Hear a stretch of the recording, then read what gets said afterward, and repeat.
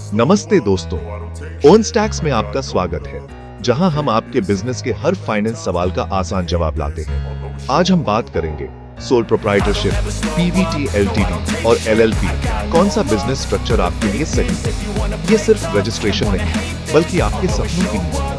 Video के अंत तक आप खुद तय कर पाएंगे कि आपके आइडिया और भविष्य के लिए कौन सा रास्ता बेस्ट है। तो चलिए इस सफर की शुरुआत करते हैं और फाइनेंस की इस जटिल दुनिया को आसान बनाते हैं। सबसे पहले बात करते हैं सोल प्रोप्राइटरशिप की, यानी एकल स्वामित्व। इसमें आप और आपका बिजनेस एक ही है। शुरू करना बेहद आसान, कागजी काम कम और खर्चा भी कम। जो भी कमाई होगी वो सीधा आपकी जेब में आएगी और टैक्स भी पर्सनल इनकम स्लैब के हिसाब से लगेगा। ये उन लोगों के लिए है जो छोटे स्तर पर शुरू कर रहे हैं, जैसे फ्रीलांसर, दुकानदार या कंसल्टेंट। लेकिन इसमें सबसे बड़ा रिस्क है अनलिमिटेड लायबिलिटी। अगर बिजनेस पर कर्ज या नुकसान होता है तो आपकी पर्सनल संपत्ति भी दांव पर लग सकती है। यानी सोल प्रोप्राइटरशिप आसान है, लेकिन रिस्क भी उतना ही बड़ा है। अब बात करते हैं प्राइवेट लिमिटेड कंपनी की। एक मजबूत किला जो आपकी व्यावसायिक आकांक्षाओं को सुरक्षित रखने के लिए बनाया गया है। यह एक ऐसा ढांचा है जो आपको विकास और विस्तार के लिए एक ठोस आधार प्रदान करता है। एक अलग कानूनी पहचान। यह कंपनी को अपने सदस्यों से अलग एक स्वतंत्र इकाई के रूप में स्थापित करता है। कंपनी का अपना पीएएन, बैंक अकाउंट और पहचान होती है।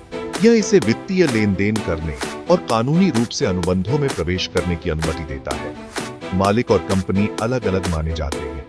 इसका मतलब है कि कंपनी के ऋण और दायित्व मालिकों को व्यक्तिगत रूप से प्रभावित नहीं करते हैं। सबसे बड़ा फायदा लिमिटेड लायबिलिटी। यह आपके व्यक्तिगत जोखिम को कम करता है। आपकी पर्सनल संपत्ति सुरक्षित रहती है, चाहे बिजनेस में कुछ भी हो। यह एक महत्वपूर्ण सुरक्षा कवच है जो आपको मन की शांति प्रदान करता है। निवेशक और बैंक पीवीटी एलटीडी को ज्यादा पसंद करते हैं क्योंकि वे इसे अधिक विश्वसनीय और सुरक्षित निवेश मानते हैं, क्योंकि इसमें सब कुछ ऑर्गेनाइज्ड और ट्रांसपेरेंट होता है। ये पारदर्शिता निवेशकों और लेनदारों के बीच विश्वास पैदा करती है। बड़े सपनों और फंडिंग के लिए ये स्ट्रक्चर बेस्ट है। ये आपको अपने व्यवसाय को स्केल करने और नए अवसरों का पता लगाने की अनुमति देता है। लेकिन रजिस्ट्रेशन प्रोसेस लंबा और महंगा है, इसलिए आपको धैर्य और सावधानी बरतने की आवश्यकता है। और हर साल ROC फाइल, बोर्ड मीटिंग्स जैसी कंप्लायंस से यह सुनिश्चित करता है कि कंपनी कानूनी और नियामक आवश्यकताओं का पालन करे। टैक्स फिक्स्ड रेट पर देना होता है, करीब 22 to 25%। यह दर आपकी कंपनी के लाभ पर लागू होती है। तो अगर आप बड़े लेवल पर खेलना चाहते हैं तो पीवीटी एलटीडी आपके लिए है। यह एक ऐसा मंच है जो आपको सफलता की ऊंचाइयों तक पहुंचने में मदद कर सकता है। अब बात करते हैं बीच के रास्ते की, एक ऐसे रास्ते की जो आपको कई मुश्किलों से बचा सकता है। यह रास्ता है एलएलपी का। एलएलपी यानी लिमिटेड लायबिलिटी पार्टनरशिप। यह एक ऐसा ढांचा है जो आजकल काफी लोकप्रिय हो रहा है, खासकर छोटे और मध्यम व्यवसायों के लिए। यह पार्टनरशिप और कंपनी का हाइब्रिड है, यानी दोनों के फायदे इसमें मिलते हैं। यह एक अनोखा मिश्रण है जो इसे खास बनाता है, फ्लेक्सिबिलिटी भी और लिमिटेड लायबिलिटी भी।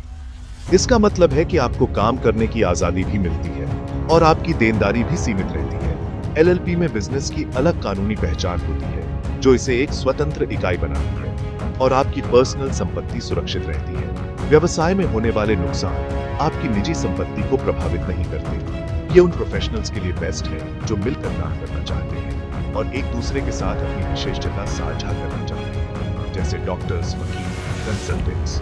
ये सभी अपनी प्रोफेशनल प्रैक्टिस को एलएलपी के रूप में आसानी से चला सकते हैं। कंप्लायंस पीवीटी से कम है, जिससे इसे चलाना और भी आसान हो जाता है।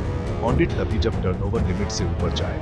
ROC फाइलिंग भी आसान, इसलिए आपको कागजी कार्रवाई में कम उलझना पड़ता है। टैक्स फ्लैट 30% है, जो कि एक निश्चित दर है, लेकिन डिविडेंड डिस्ट्रीब्यूशन टैक्स नहीं लगता। इससे पार्टनर्स को ज्यादा फायदा होता है। एलएलपी को भविष्य में पीवीटी एलटीडी में बदलना भी आसान है। अगर आप अपने व्यवसाय को और बढ़ाना चाहते हैं तो ये एक अच्छा विकल्प है। यानी एलएलपी एक संतुलित, स्मार्ट और लचीला विकल्प है। ये उन लोगों के लिए एक बेहतरीन विकल्प है जो एक सफल व्यवसाय बनाना चाहते हैं।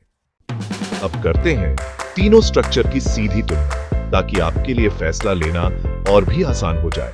हम देखेंगे कि कौन सा स्ट्रक्चर आपके बिजनेस के लिए सबसे सही रहेगा। लीगल एंटिटी सोल प्रोप्राइटरशिप में अलग पहचान नहीं होती है, यानी बिजनेस और आप एक ही माने जाते हैं, जबकि पीवीटी, एलटीडी और एलएलपी में आपकी एक अलग पहचान होती है जो आपको कानूनी सुरक्षा प्रदान करती है। लायबिलिटी सोल प्रोप्राइटरशिप में अनलिमिटेड होती है, जिसका मतलब है कि अगर बिजनेस में नुकसान होता है तो आपकी निजी संपत्ति भी खतरे में आ सकती है। पीवीटी, एलटीडी और एलएलपी में आपको लिमिटेड लायबिलिटी होती है जो आपकी निजी संपत्ति को सुरक्षित रखती है। कंप्लायंस सोल प्रोप्राइटरशिप में सबसे कम होती है, जिससे इसे चलाना आसान होता है। एलएलपी में मीडियम लेवल की कंप्लायंस होती है, जबकि पीवीटी, एलटीडी में सबसे ज्यादा कंप्लायंस की जरूरत होती है। फंडिंग की बात करें तो पीवीटी, एलटीडी में सबसे आसानी से मिल जाती है क्योंकि इन्वेस्टर्स इसे ज्यादा सुरक्षित मानते हैं। एलएलपी में फंडिंग मिलना थोड़ा मुश्किल है और सोल प्रोप्राइटरशिप में तो लगभग नामुमकिन ही है। टैक्सेशन सोल प्रोप्राइटरशिप में आपके पर्सनल इनकम टैक्स स्लैब के हिसाब से लगती है। पीवीटी, एलटीडी में 22 से 25% तक टैक्स लगता है, जबकि एलएलपी में 30% टैक्स लगता है। अगर आप एक सरल और आसान बिजनेस चाहते हैं तो सोल प्रोप्राइटरशिप आपके लिए सही है। अगर आप सुरक्षा और ग्रोथ दोनों चाहते हैं तो पीवीटी, एलटीडी आपके लिए बेहतर विकल्प है। और अगर आप एक संतुलित अप्रोच चाहते हैं जिसमें ज्यादा कंप्लायंस भी ना हो और थोड़ी सुरक्षा भी मिले तो एलएलपी चुनें। सोच समझकर फैसला लें, क्योंकि यही आपके बिजनेस की नींव है और इसी पर आपका भविष्य टिका हुआ है। तो दोस्तों, अब आपके पास है पूरी जानकारी सोल प्रोप्राइटरशिप, पीवीटी, एलटीडी और एलएलपी के बारे में। सही स्ट्रक्चर आपके बिजनेस के विजन और जरूरतों पर निर्भर करता है। छोटा शुरू करना है तो सोल प्रोप्राइटरशिप, बड़ा सपना है तो पीवीटी, एलटीडी या एलएलपी चुनें। कोई सवाल हो तो कमेंट करें, हम आपकी मदद के लिए हमेशा तैयार हैं। फाइनेंस को समझना मुश्किल नहीं अगर सही गाइड करें। अगर वीडियो पसंद आया हो तो वन स्टैक्स को सब्सक्राइब करें और अपने बिजनेस को नई ऊंचाई दें।